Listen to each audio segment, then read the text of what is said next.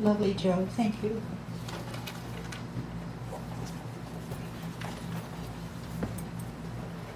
We are grateful for your contributions, which make it possible, excuse me, which make possible West Valley's fulfillment of its mission statement. I was going to introduce our program today with the poem, How to Eat a Poem, but I've already done that. So I think that juicy tidbit from Eve Miriam, which is incidentally on the back of your orders of service, tends to make us salivate for more. And we do have more.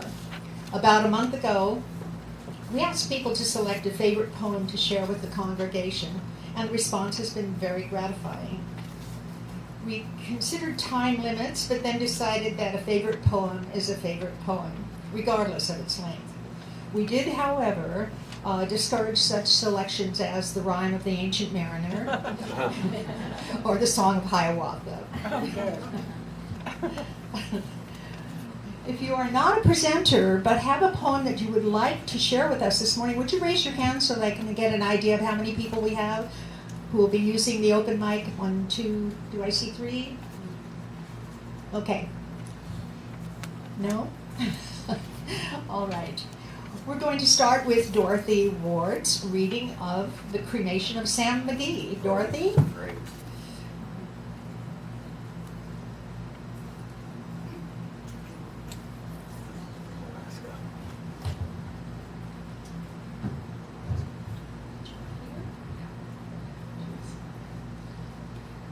The Cremation of Sam McGee by Robert Service. There are strange things done in the midnight sun by the men who moil for gold. The Arctic trails have their secret tales that make your blood run cold. The northern lights have seen queer sights, but the queerest they ever did see was the night on the marge of Lake Labarge I cremated Sam McGee. Now Sam McGee was from Tennessee, where the cotton blooms and blows. Why he left his home in the south to roam round the pole, God only knows. He was always cold. The land of gold seemed to hold him like a spell, though he'd often say in his homely way that he'd sooner live in hell. On a Christmas day we were mushing our way over the Dawson Trail. Talk of your cold! Through the parka's fold it stabbed like a driven nail.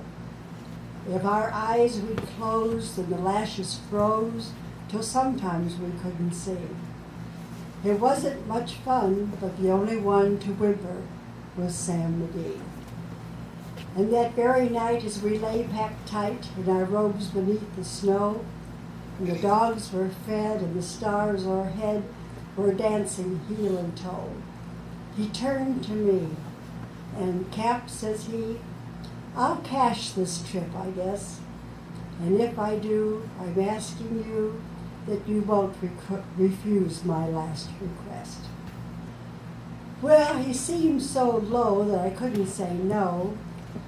Then he says with a sort of moan, it's the cursed cold, and it's right hold till I'm chilled clean through to the bone. Yet tain't being dead, it's my awful dread of the icy grave that pains. So I want you to swear that foul or fair, you'll cremate my last remains. A pal's last thing is last need is a thing to heed, so I swore I would not fail. And we started on the streak of dawn, but God, he looked ghastly pale. He crouched on the sleigh and raved all day of his home in Tennessee. And before nightfall, a corpse was all that was left of Sam McGee. There wasn't a breath in that land of death, and I hurried, horror-driven, with a corpse half hid that I couldn't get rid because of a promise given.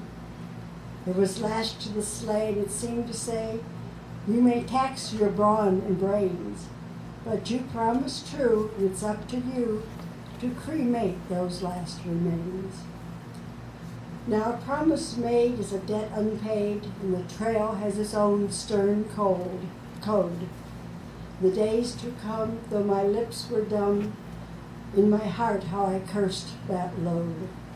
In the long, long night, and by the lone firelight, while the huskies round in a ring, who howled out their ways to the homeless or snows, oh God, how I loathed that thing. And every day that quiet clay seemed to heavy and heavier grow. And on I went, though the dogs were spent and the grub was getting low. The trail was bad and I felt half mad, but I swore I would not give in. And I'd often sing to the hateful thing, and it hearkened with a grin. Till I came to the marge of Lake Labarge, and a derelict there lay. It was jammed in the ice, but I saw in a trice it was called the Alice May. And I looked at it, and I thought a bit, and I looked at my frozen chum. Then, here, said I with a sudden cry, is my crematorium. Some planks I tore from the cabin floor, and I lit the boiler fire. Some coal I found that was lying around, and I heaped the fuel higher. The flames just soared and the furnace roared, such a blaze you seldom see. And I burrowed a hole in the glowing coal, and I stuffed in Sam McGee. Then I made a hike, for I didn't like to hear him sizzle so. And the heavens scowled, and the huskies howled, and the wind began to blow. It was icy cold, but the hot sweat rolled down my cheeks, and I don't know why. And the greasy smoke and an inky cloak went streaking down the sky. I do not know how long in the snow I wrestled with greasy fear, grisly fear. But the stars came out and they danced about ere again I ventured near. I was sick with dread, but I bravely said, I'll just take a peep inside.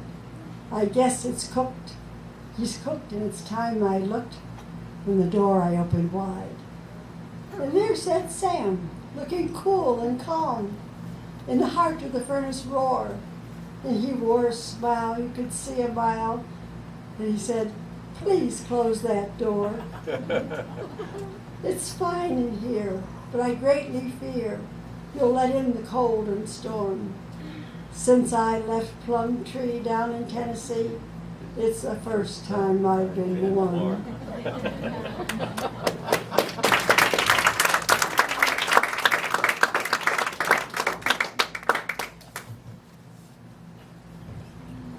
Marika?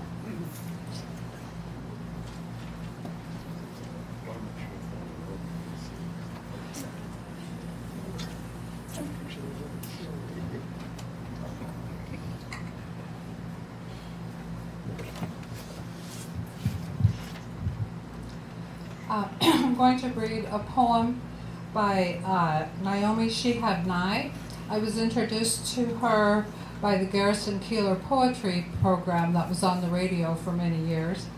She was born of a Palestinian father and an American mother in St. Louis, and she now makes her home in San Antonio, Texas. Going for Peaches, Fredericksburg, Texas. Those with experience look for a special kind. Red glow. The skin slips off like a fine silk camisole. Boy breaks one open with his hands. Yes. Yes, it's good, my old relatives say. But we'll look around. They want me to stop at every peach stand between Stonewall and Fredericksburg. Leave the air conditioner running, jump out and ask the price. Coming up here, they talked about the best way to die.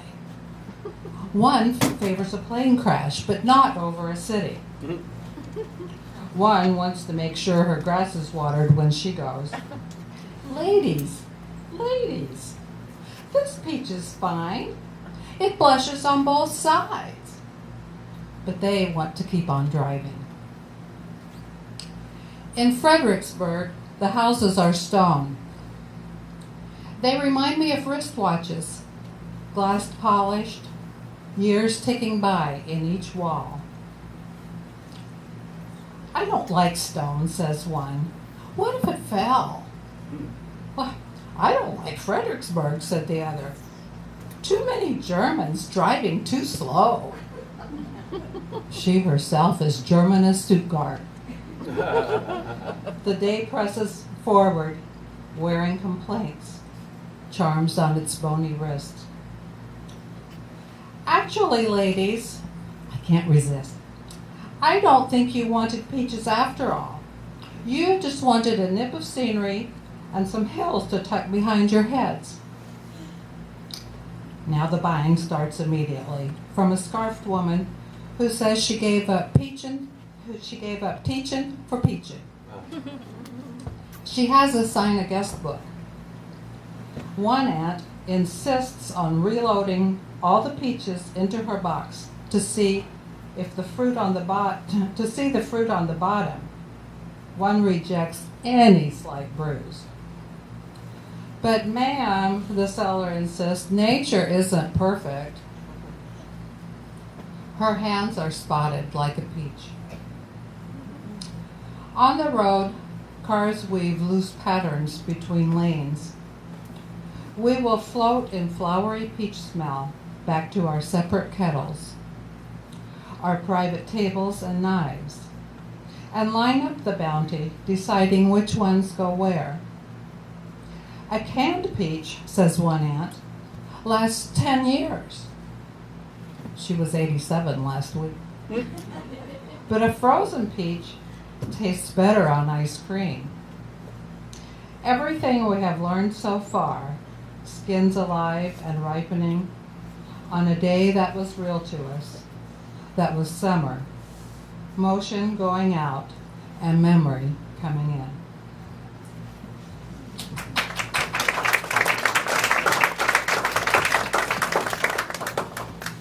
Did I see you back there? Okay.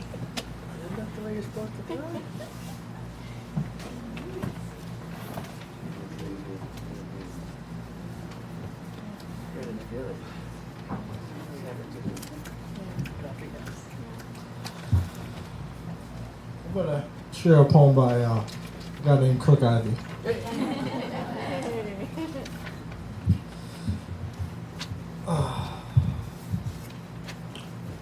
The Chilean Nightmare, or someone else's 911. It was a proud, peerless, sunshiny Tuesday morning. The gods were rewarding all of us for righteous, rugged behavior. All of us good-hearted Americans. Salvador Allende, a great man as great men go, had won the hearts of the people of Chile. The Marxist Allende, the Socialist Allende, the Humanist Allende had won the hearts of the peasants, of the urbane, of the people of Chile. Nixon was fuming, Kissinger was puking. Democracy was not behaving according to their grand Ivy League theories, their Century Club visions, their very, very American desires. Nixon and Kissinger passed the word. Airplanes dropping 2-ton killers pushed sailing birds from the sunshiny sky. Chile cried blood. My tax dollars at work. Your tax dollars at work. We sip morning coffee. We crack lunchtime jokes. We watch Nixon and Kissinger on the evening news. We believe their liberty-loving lies, and the red, white, and blue rains of America were falling on Chile. Nixon and Kissinger waltzed around the White House drunk, freedom-loving drunk. Chile was bleeding. Chile would bleed even more, like a bursting vein, like a broken heart. It was a proud, peerless, sunshiny Tuesday morning. The gods rewarding all of us for righteous, rugged behavior, all of us good-hearted Americans. It was 9/11. It was 9/11. It was September 11th, 1973.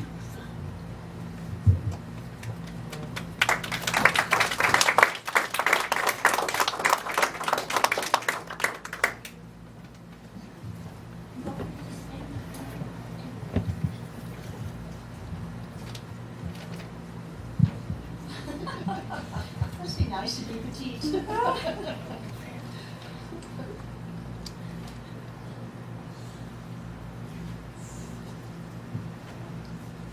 The name of this is Chrysalis Diary, and it's from a collection of poems written for two voices by Paul Fleischman. November 12th. Oh, wait a minute. Okay, we're ready. I'm sorry. November 12th. Cold to me to fasten my feet to this branch, To dangle upside down from my perch. to shed my skin, To cease being a caterpillar. and I have obeyed. December 6th. Green.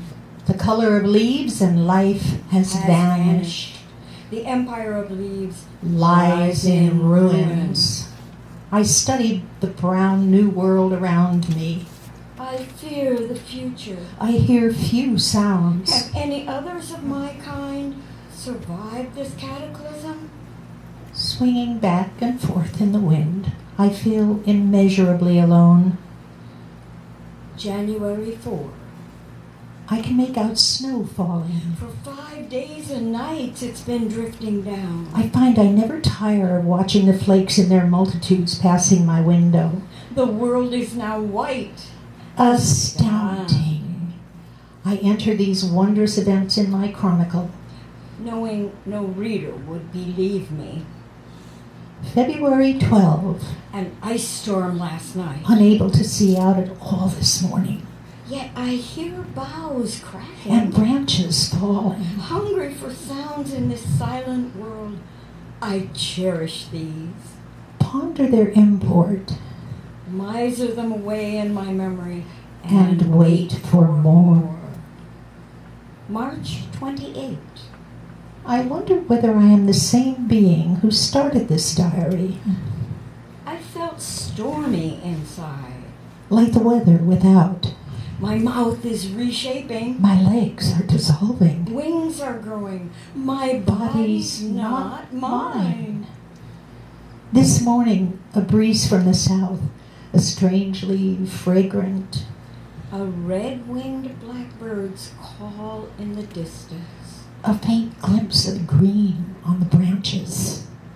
And now I recall that last night I dreamt I was flying.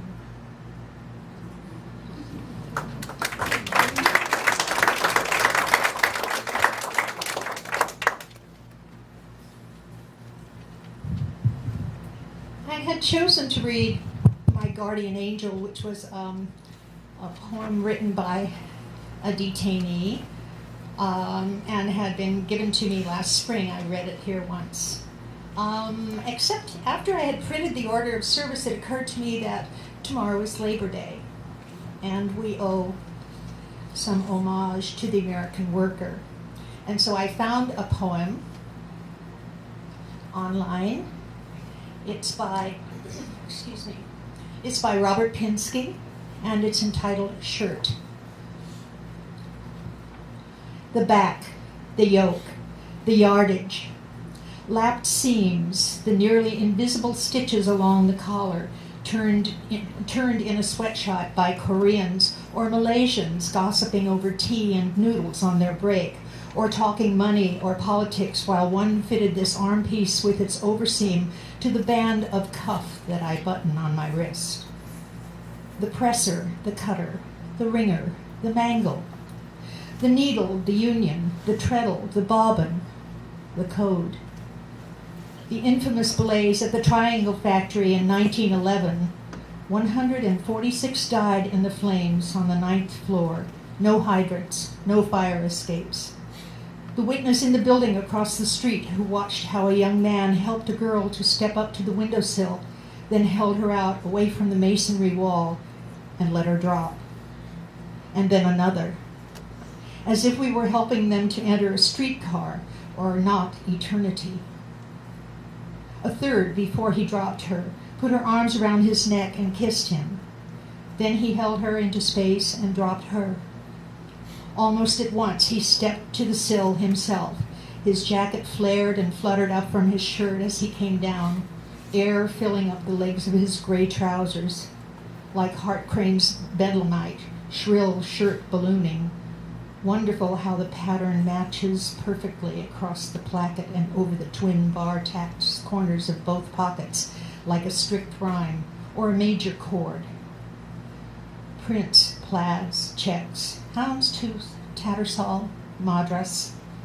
The clan tartans invented by mill owners inspired by the hoax at Ocean to control their savage Scottish workers, tamed by fabricated heraldry, MacGregor, Bailey, McMartin. The kilt devised for workers to wear among the dusty clattering looms, weavers, carders, spinners, the loader, the docker, the navvy, the planter, the picker, the sorter, sweating at her machine in a litter of cotton as slaves in calico head rags sweated in fields. George Herbert, your descendant is a black lady in South Carolina. Her name is Irma, and she inspected my shirt.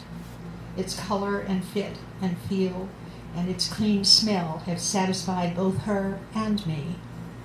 We have culled its cost and quality down to the buttons of simulated bone, the buttonholes, the sizing, the facing, the characters printed in black on the neckband and tail, the shape, the label, the labor, the color, the shade, the shirt.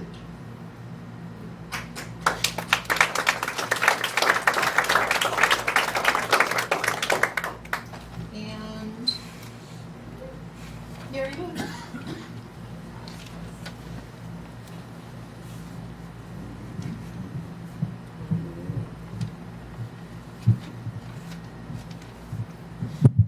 I wrote this limerick a few years ago. There once was a turkey named Tom who lived on a farm near a pond. Each year at Thanksgiving, he hoped to keep living, so he hid in the fronds by the pond. On Thanksgiving Day, the people would come to eat what they thought would be turkey. But before their eyes, and to their surprise, was a big plate of beef jerky.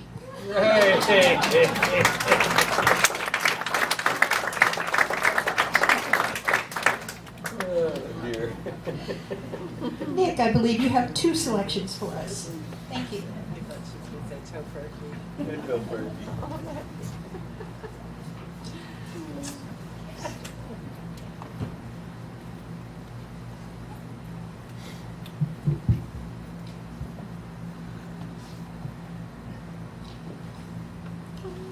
Our first poem is by Lawrence Ferlinghetti. The second in your program is not. And I'll talk about that after I read the first poem. Lawrence Ferlinghetti was one of the founders of the Skylight Pass poetry shop in San Francisco, and it also happens to be the very first all-paperback bookstore in America. The poem is from his book, The Coney Island of the Mind. It was originally titled Number 5, but then the title was changed to Sometime During Eternity. Sometime during eternity, some guys show up. And one of them, who shows up real late, is a kind of carpenter from some square-type place like Galilee. And he starts wailing and claiming he is hip to who made heaven and earth, and that cat who really laid it on us is his dad. And moreover, he adds, it's all writ down on some scroll-type parchments, which some henchmen have leave lying around the Dead Sea somewhere a long time ago, and which you won't even find for a couple of thousand years or so, or at least for 1947 of them. To be exact, and even then, nobody really believes them, or me, for that matter. You're hot, they tell him, and they cool him. They stretch him on the tree to cool. And everybody after that is always making models. And everybody after that is always making models of this tree, and him hung up, and always crooning his name and calling him to come down and sit in on their combo, as if he's the king cat who's got to blow or they can't quite make it. Only he don't come down from his tree, him just hang there on his tree, looking real petered out and real cool, and also according to a roundup of the late world news from the usual unreliable sources, real dead.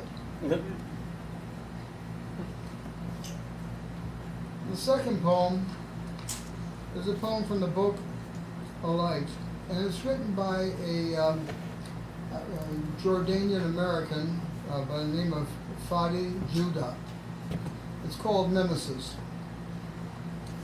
My daughter wouldn't hurt a spider that had nested between her bicycle handles for 2 weeks. She waited until it left of its own accord. If you tear down the web, I said, it will simply know this isn't a place to call home, and you'd get to go biking. She said, that's how others become refugees, isn't it?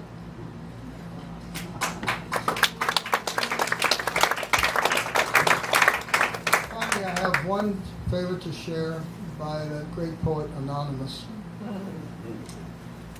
I used to love my garden, but now my love is dead, for I found a bachelor button in my black-eyed Susan's bed.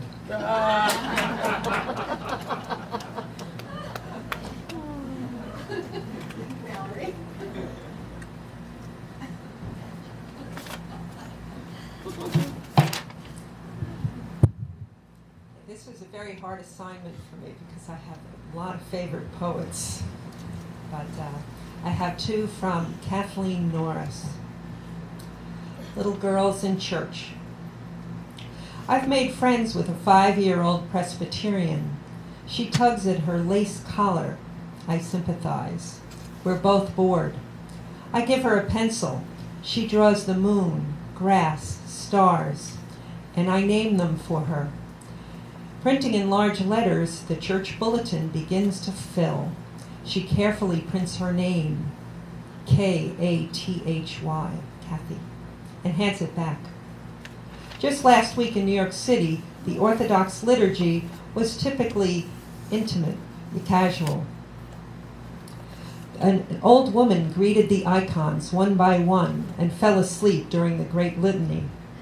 People went in and out to smoke cigarettes and chat on the steps. A girl with long braids was led to the icons by her mother. They kissed each one, and the little girl made a confession to the younger priest. I longed to hear it, to know her name. I worry for the girls. I once had braids and wore lace that made me suffer. I had not yet done the things that would need forgiving. The church was for singing, and so I sang. I received a Bible, stars for all the verses. I turned and ran. The music brought me back from time to time, singing hymns in the great breathing body of a congregation. And once in Paris, as I stepped into Notre Dame to get out of the rain, the organist began to play. I stood rooted to the spot, looked up, and believed. It didn't last. Dear girls, my friends, may you find great love within you, star-like and wild, as wide as grass, solemn as the moon. I will pray for you, if I can.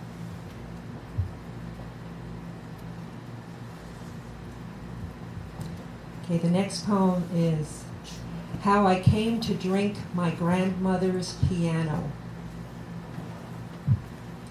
It has nothing to do with giving. It has to do with giving and with letting go, with how the earth rotates on its axis to make an oblate spheroid.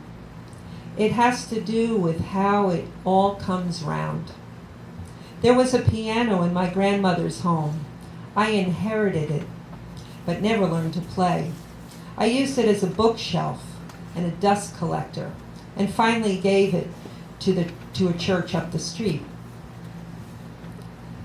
I was snowed in at a trailer house in Regent, North Dakota, when Rita offered me a glass of dandelion wine. That's some glass, I said, much too fancy for our thrown-together meal of hamburgers and fried potatoes. Yes, isn't it? She replied, fingering the cut glass pattern. A friend gave it to me. Someone had given it to her, but she never used it. I began to hear that piano as Rita poured the wine. The dandelions spun around, glad to be yellow again, glad to be free of the dark.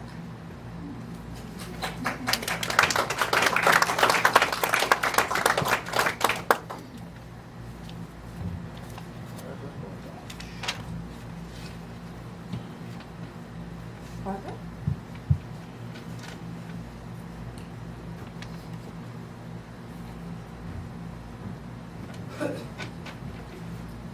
Good morning.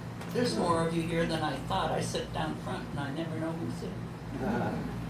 This poem is by Maya Angelou, and she's a favorite of mine. Fortunately, I got to go to Gamage to hear her when she came to town the last time. My daughter and I got tickets to go. It was wonderful. On the pulse of morning, a rock, a river, a tree, host to species long since departed, marked the mastodon, the dinosaur, who left dry tokens behind of their sojourn here on our planet floor. Any broad alarm of their hastening doom is lost in the gloom and dust of ages. But today, the rock cries out to us, clearly, forcefully. Come, you may stand upon my back and face your distant destiny, but seek no haven in my shadow. I will give you no more hiding place down here. You, created only a little lower than the angels, have crouched too long in bruising darkness, have lain too long, face down in ignorance, your mouths spilling words armed for slaughter. The rock cries out today, you may stand on me, but do not hide your face. Across the wall of the world, a river sings a beautiful song. Come rest here by my side. Each of you a bordered country, delicate and strangely proud, yet thrusting perpetually under siege. Your armed struggles for profit have left collars of water upon my shore, currents of debris upon my breast. Yet today I call you to my riverside.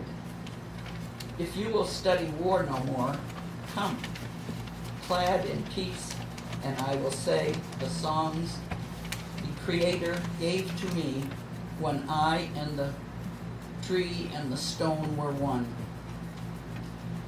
Before cynicism was a bloody sear across your brow, and where you yet know you still knew nothing, the river sings on. There is a true yearning to respond to the singing river and the wise rock. So say the Asian, the Hispanic, the Jew, the African and Native American, the Sioux, the Catholic, the Muslim, the French, the Greek, the Irish, the rabbi, the priest, the Sikh, the gay, the straight, the preacher, the privileged, the homeless, the teacher. They hear, they all hear. Speaking of the tree, today the first and last of every tree speaks to humankind. Come to me here beside the river. Plant yourself beside me here, beside the river. Each of you, descendants of some passed-on traveler, has been paid for. You who gave me my first name, you, Pawnee, Apache, Seneca. You, Cherokee Nation, who rested with me then. Force on bloodied feet left me to the employment of other seekers, desperate for gain, starving for gold. You, the Turk, the Swede, the German, the Scot.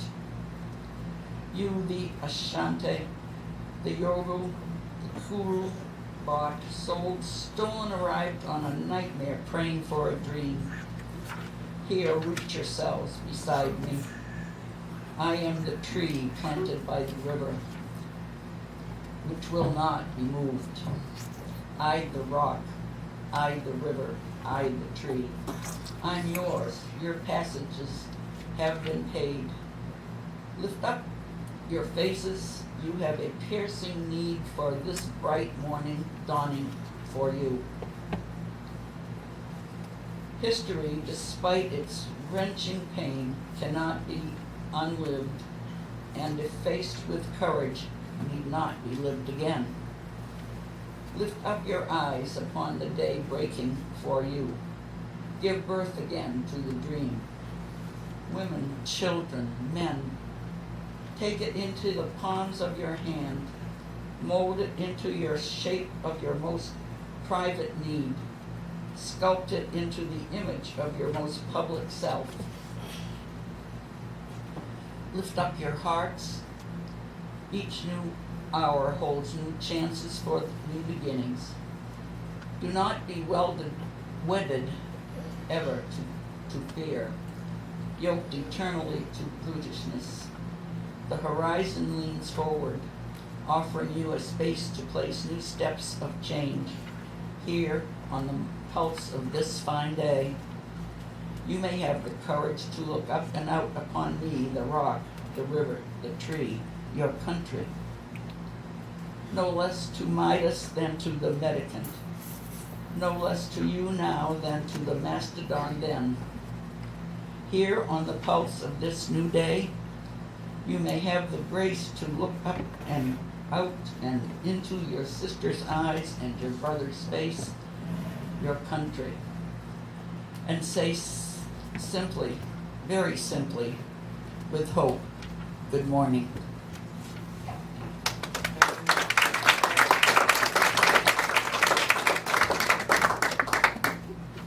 Joel, did I see your hand go up with a selection to share with us this morning? Yep.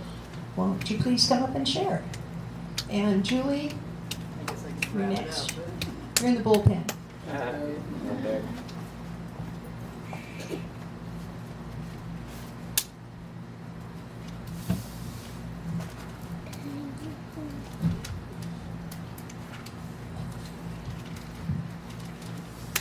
Years after the march to Washington, I found myself on Her Majesty's service teaching in Australia in a very British public school where they used to cane the kids every Friday morning just to finish out the week. And there was only a small group of Americans at this school. There was this crazy English teacher by the name of Rick Wolf,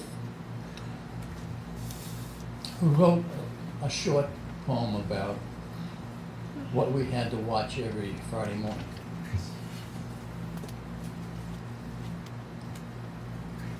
The schoolyard was crowded with rows and regulations, as the children were tagged from A to Z.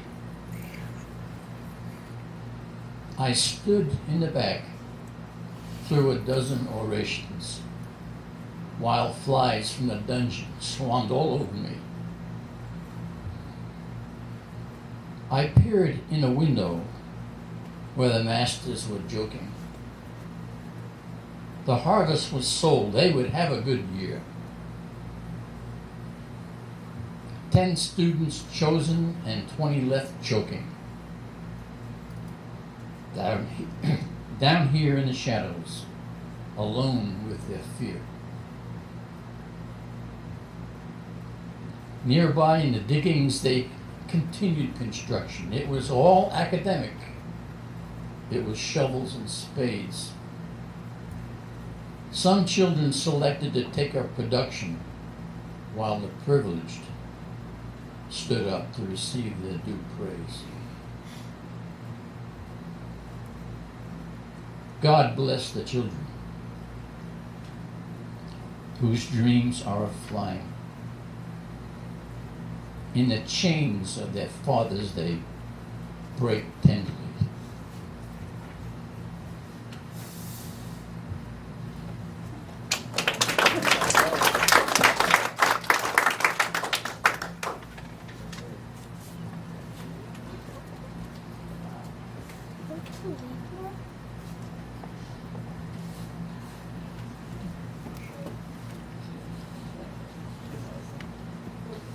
Hi. I've got a couple from Dorothy Parker. They're pretty short. She's my first poet.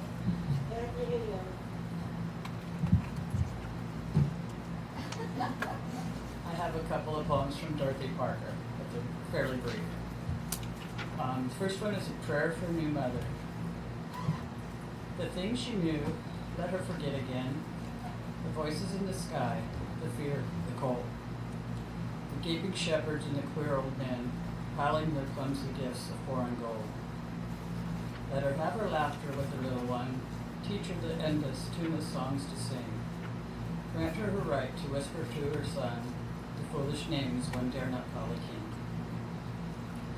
Keep from her dreams the rumble of a crowd, the smell of rough-cut wood, the trail of red, the thick and chilly whiteness of the shroud that wraps the strange new body of the dead.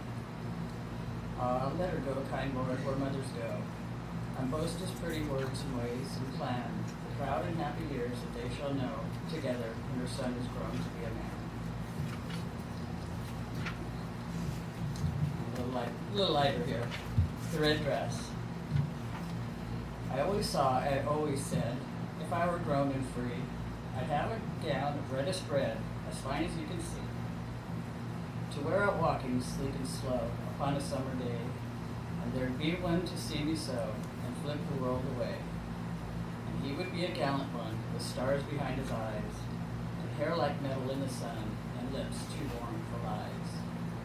I always saw us, gay and good, high honored in the town. Now I am grown to womanhood, and I have to silly gown.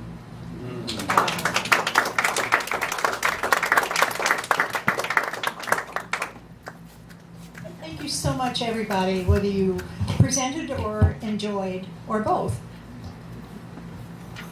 If we may now join in the unison reading of the West Valley Mission Statement. This church provides a safe place to celebrate diversity, draw inspiration for our lives, foster social and environmental justice, and compassionately support each other in our spiritual searches. Please stand now as you are willing and able, and join in the singing of today's closing hymn, Though I May Speak with Bravest Fire, number 34.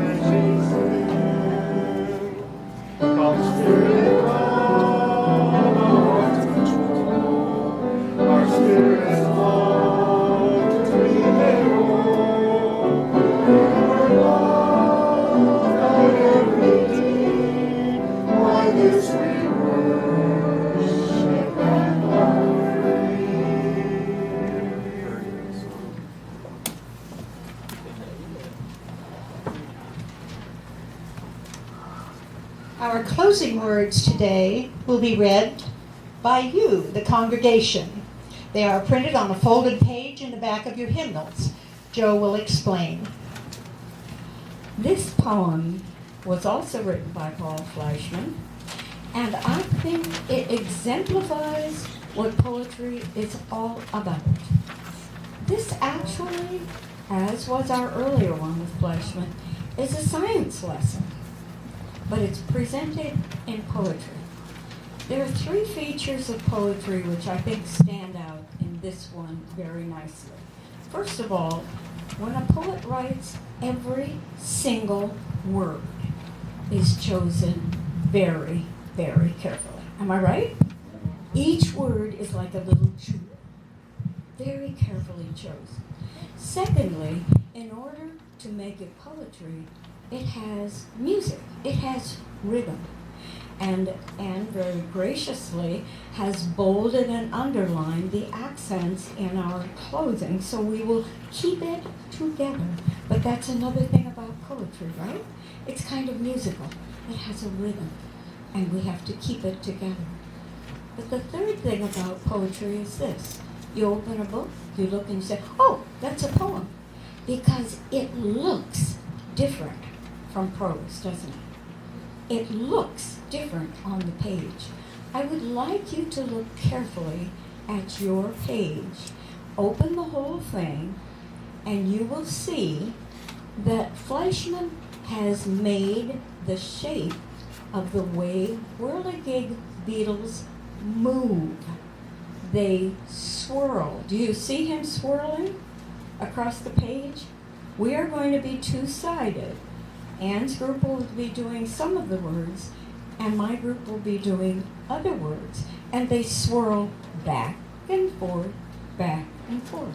And at certain times, just as in the earlier one we did, the voices come together, and you have to be ready for that.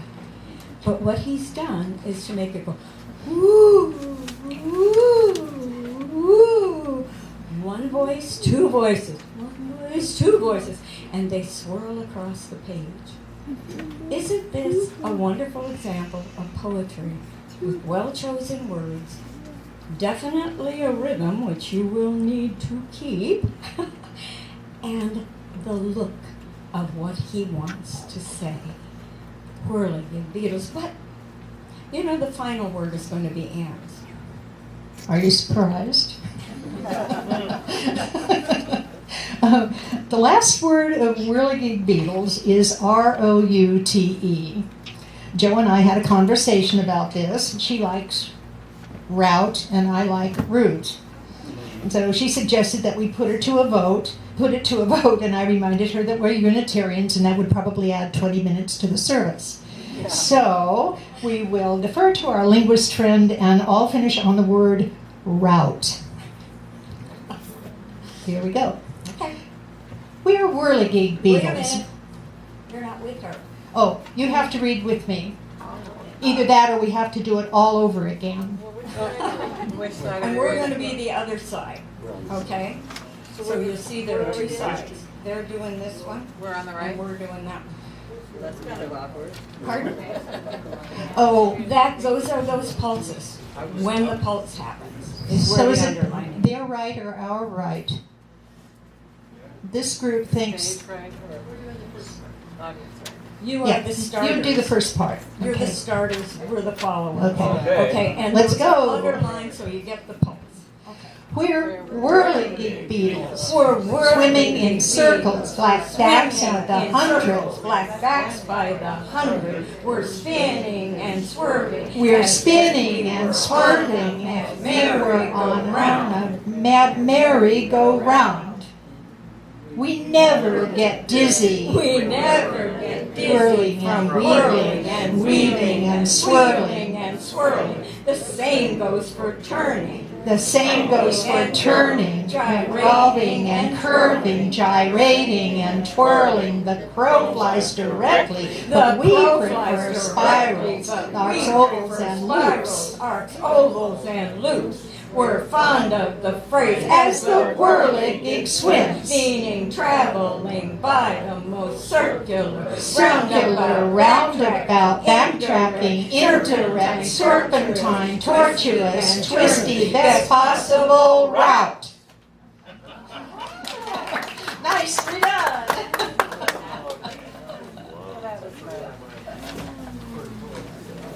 And for our post food.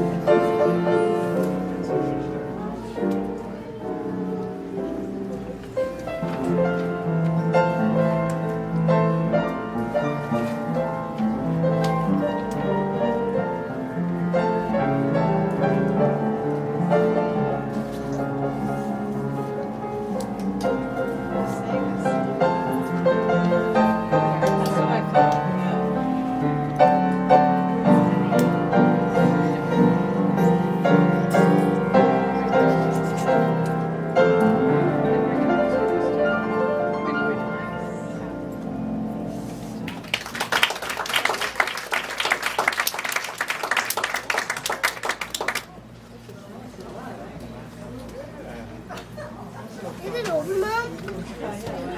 Thank you.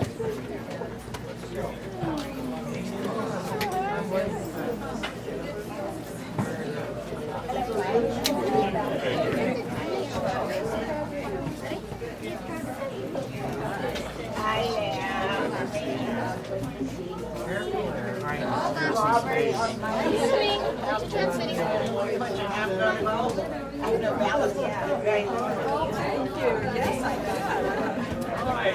Just kind of came about.